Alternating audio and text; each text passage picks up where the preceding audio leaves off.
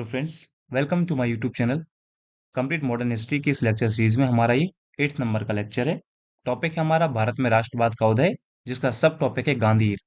गांधी ईरा में भी हमारा ये 3rd नंबर का लेक्चर है। इससे पहले गांधी युग में हम 2 लेक्चर को डिस्कस कर चुके हैं, तो पहले जाके आप उनको वॉच करिए, देन इस लेक्चर को कंटिन्यू करिएगा। चलिए आज का टॉपिक हम स्टार्ट करते हैं। आज के टॉपिक में बात करनी है गांधी जी के दर्शन के बारे में, philosophy of the Gandhi. Gandhi ji की आप अगर फिलोसफी की बात करेंगे तो गांधी जी ने स्पिरिचुअल आइडियोलॉजी दी, अपना आध्यात्मिक विचार, आर्थिक विचार, इकोनॉमिक आइडियोलॉजी, सामाजिक, पॉलिटिकल, एजुकेशन, शिक्षा के क्षेत्र में सामाजिक, सोशल, इन्वायरमेंटल, पर्यावरणीय और अंतर्राष्ट्रीय इंटरनेशनल आइडियोलॉजी के बारे में विचार प्रस्तुत किए हैं। सबसे पहले हम बात करेंगे स्पिरिचुअल आइडियोलॉजी के बारे में। स्पिरिचुअल आइडियोलॉजी में सत्याग्रह की बात होगी। सत्याग्रह का मीन क्या है? तो गांधी जी कहते हैं कि अहिंसा का प्रयोग करते हुए हमें असत्य पर आधारित बुराई का विरोध करना है, चाहे इसके लिए कितनी भी यातनाएं सहना पड़े। Using non violence to oppose evil based on untruth, no matter how many tortures one had to endure। तो आपको कितने भी यातनाएं सहनी पड़े, लेकिन आपको सत्य का मार्ग नहीं छोड़ना है और अहिंसा को नहीं छोड़ना है। गांधी जी का ये कहना था। इसके लिए गांधी जी ने कुछ साधन बताए हैं, मीन्स बताए हैं, जैसे कि नॉन कॉपरेशन, आप असहयोग करिए, सिविल डिसोबीडियंस, सविनय अवज्ञा, बहिष्कार, बॉयकॉट और धरना। ऐसे कुछ साधन बताए हैं गांधी जी ने सत्याग्रह के। साथ ही में गांधी जी ने यह भी क्लियर किया है कि सत्याग्रह का इंपॉर्टेंस क्या है, महत्व क्या है। गांधी जी कहते हैं कि जो भौतिक शक्ति है, फिजिकल पावर है, उसको नैतिक शक्ति यानी कि जो मोरल पावर है उसके सामने झुकाने की एक कला है, एक आर्ट है, क्या? सत्याग्रह। तो अकॉर्डिंग टू गांधी आध्यात्मिक विचार में सत्याग्रह का मतलब ये है। अब फ्रेंड्स, एक होता है सत्याग्रह, एक होता है पैसिव रेजिस्टेंस, मतलब निष्क्रिय प्रतिरोध। इन दोनों में क्या डिफरेंस है, हम सबसे पहले उनको समझते हैं। जैसे सत्याग्रह और निष्क्रिय प्रतिरोध की अगर हम बात करते हैं, तो निष्क्रिय प्रतिरोध क्या है? जिसमें जो शोषण करता होता है, जो शोषक होता है, उसके प्रति हमारा आक्रोश का भाव होता है। जबकि जो सत्याग्रह है उसमें हमारा शोषक के प्रति मानवीय भाव होता है, ह्यूमन एटीट्यूड होता है टुवर्ड्स द एक्सप्लॉइटर। अगर सत्याग्रह के लक्ष्य की बात करेंगे तो सत्याग्रह का लक्ष्य लॉन्ग टर्म होता है, दीर्घकालिक होता है। कारण क्या है? It gives spiritual satisfaction to both the parties. दोनों पक्षों को यह आत्मिक संतोष देता है, इसलिए इसका लक्ष्य जो है वो दीर्घकालिक होता है। वहीं अगर आप निष्क्रिय प्रतिरोध, पैसिव रेजिस्टेंस की बात करेंगे, तो इसका जो गोल है, इसका जो लक्ष्य है वो शॉर्ट लिव्ड होता है, अल्पकालिक होता है। क्यों?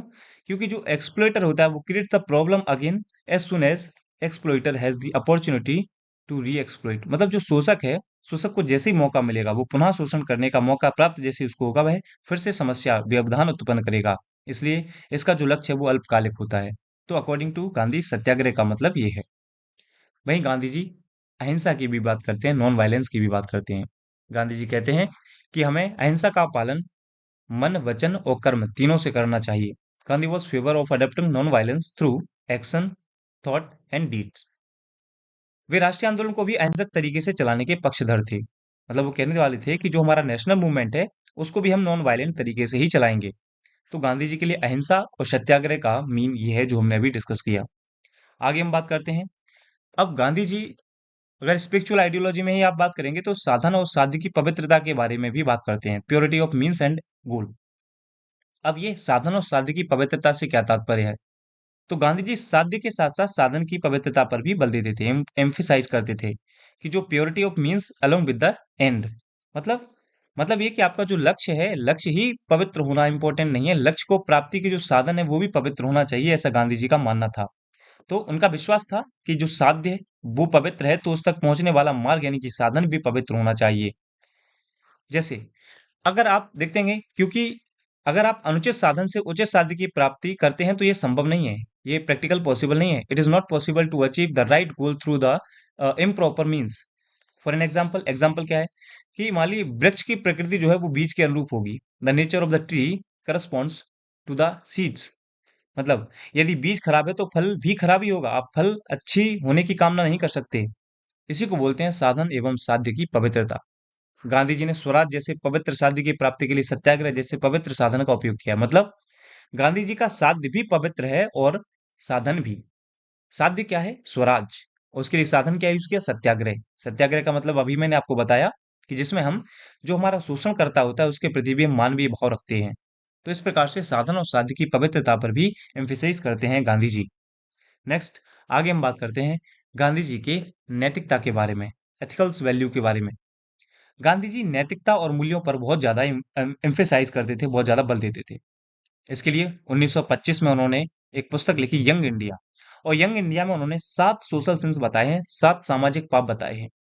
7 सामाजिक पाप जो है उनमें क्या क्या बात आता है, तो चरित्र बिना ज्ञान, कहते हैं नॉलेज विदाउट कैरेक्टर, ये एक पाप है। मतलब आपका चरित्र अच्छा नहीं हो, आपके पास ज्ञान है तो वो ज्ञान बेमतलब का है। सेकंड, सिद्धांत विहीन राजनीति। अगर आपके प्रिंसिपल्स नहीं है और फिर आप पॉलिटिक्स कर रहे हो तो वो भी एक तरह से पाप ही है।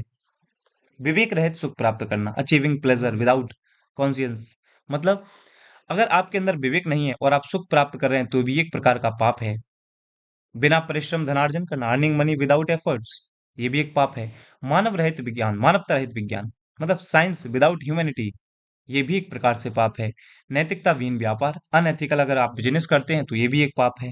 और त्याग रहित धन, रिलीजन विदाउट सेक्रीफाइस, ये भी एक पाप है। तो यंग इंडिया में गांधी जी ने ये 7 सामाजिक पाप बताए हैं। ये गांधी जी की नैतिकता और मूल्यों पर बल को प्रदर्शित करता है। तो ये गांधी जी की पहली आइडियोलॉजी है जिसका नाम है स्पिरिचुअल आइडियोलॉजी। बात करते हैं गांधी जी की पॉलिटिकल आइडियोलॉजी के बारे में, राजनीतिक विचार के बारे में।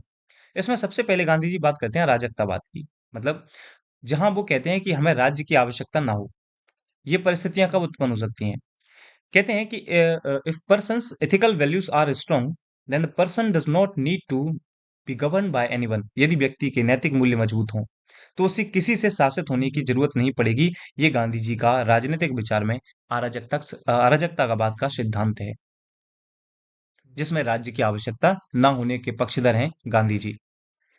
आगे हम बात करते हैं, राम राज्य की संकल्पना भी गांधी जी ने दी है, कॉन्सेप्ट ऑफ राम राज्य। गांधी जी के राम राज्य का आशय धार्मिक राज्य से नहीं है, not religious state but a welfare state, बल्कि गांधी जी कल्याणकारी राज्य की बात करते हैं।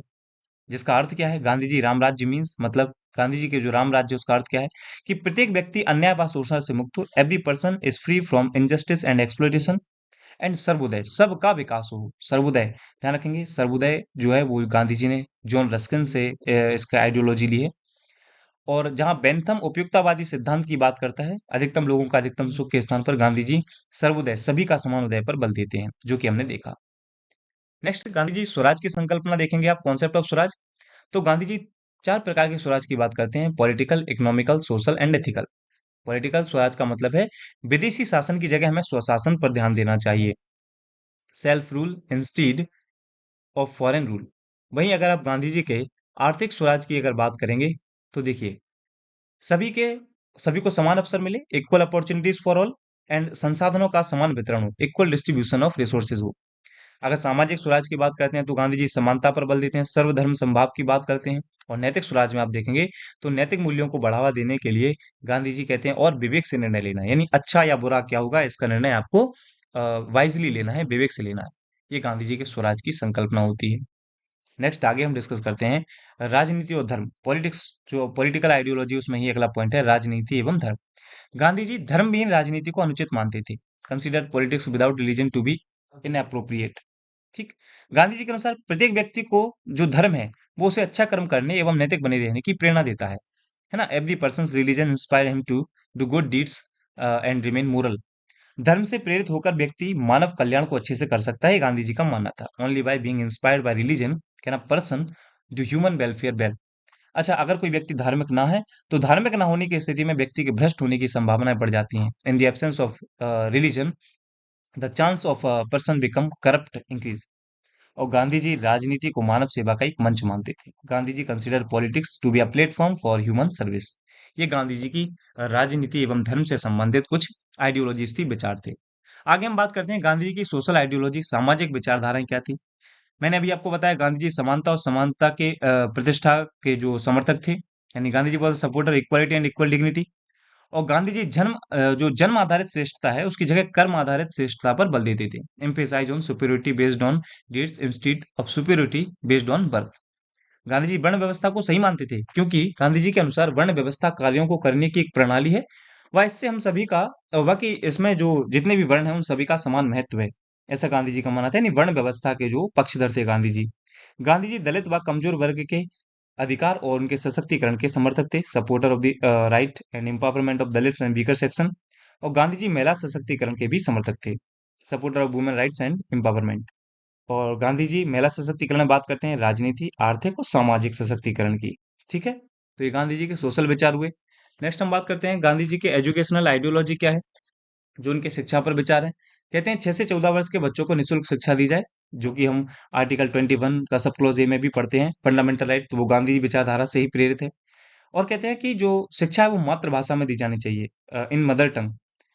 इसके साथ ही व्यावसायिक शिक्षा, परंपरागत हस्त उद्योग व कौशल का विकास करने की बात करते थे गांधी जी, क्योंकि वोकेशनल एजुकेशन दी जानी चाहिए हमें, जो बच्चे हमारे स्टूडेंट्स हैं।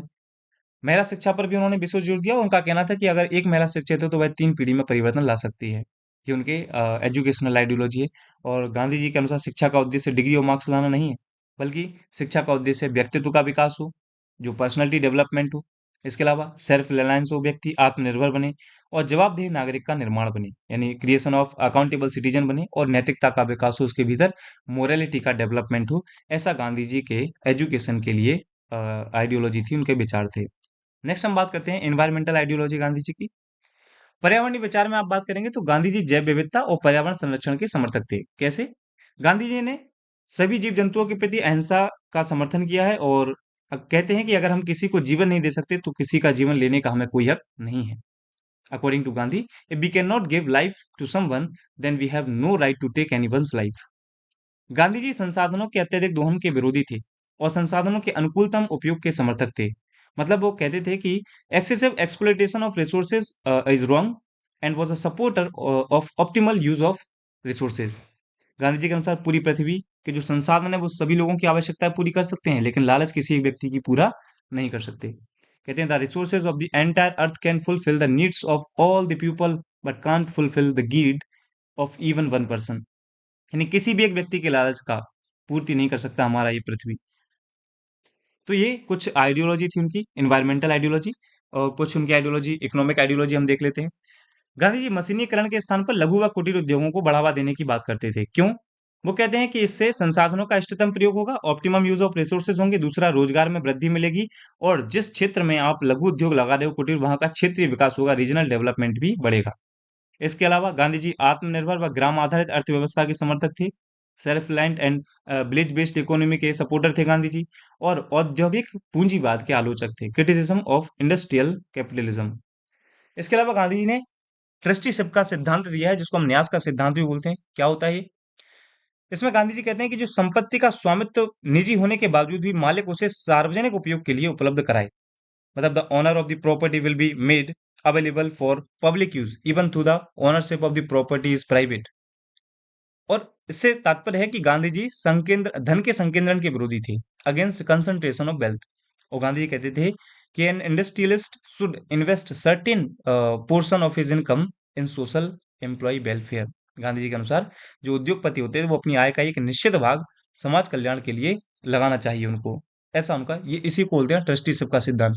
इसके अलावा श्रम की रोटी का सिद्धांत भी दिया है गांधी जी ने। इसके बारे में भी हम डिस्कस करते हैं। श्रम की रोटी का सिद्धांत क्या है? कि the principle of labours bread, व्यक्ति कितना भी धनी क्यों ना हो, उसे अपनी रोटी के लिए स्वयं श्रम करना चाहिए। ये श्रम की रोटी का सिद्धांत गांधी जी ने दिया था।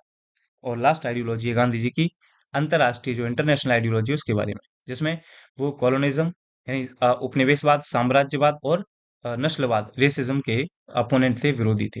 तो इस प्रकार से हमने गांधी जी की आइडियोलॉजी को इस लेक्चर में फिनिश किया। अब नेक्स्ट लेक्चर में हम गांधी जी के मूवमेंट इंडिया में जो स्टार्ट होते हैं, अफ्रीका में गांधी जी ने क्या किया, इन सब के बारे में डिस्कस करेंगे। फ्रेंड्स, अगर आपको ये लेक्चर पसंद आया हो तो वीडियो को लाइक करें, कमेंट करें, ज़्यादा से ज़्यादा अपने दोस्तों के साथ इन लेक्चर्स को शेयर करें। साथ ही आपको इसका पीडीएफ हमारे टेलीग्राम चैनल पर मिलेगा, जिसका लिंक डिस्क्रिप्शन बॉक्स में दिया हुआ है, तो वहां जाकर आप हमारे टेलीग्राम चैनल को ज्वाइन कर सकते हैं। मिलते हैं नेक्स्ट वीडियो में, तब तक अपना ध्यान रखें। Thank you.